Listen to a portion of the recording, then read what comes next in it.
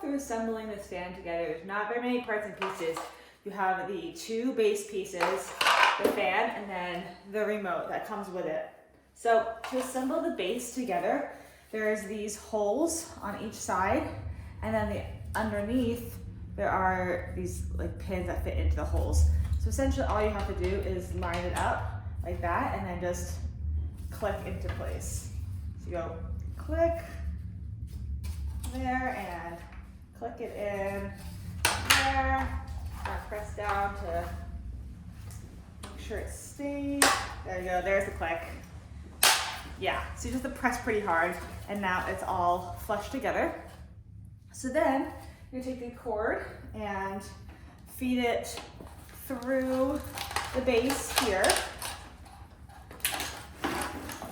And then the fan has these legs here at the bottom. You can see them. And they're just gonna click into these place right here. So I think the best bet, let's try standing up. And I can get a good view of the bottom.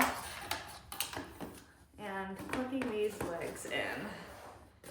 Okay, I gotta line everything up. Oh, there it is. So I got the legs in and I'm just gonna turn. Hear that click? Yep, that means it's steadily in place.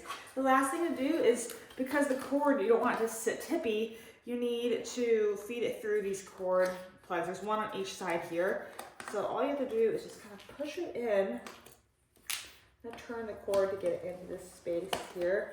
Push it in one, push it into the other, and everything is assembled.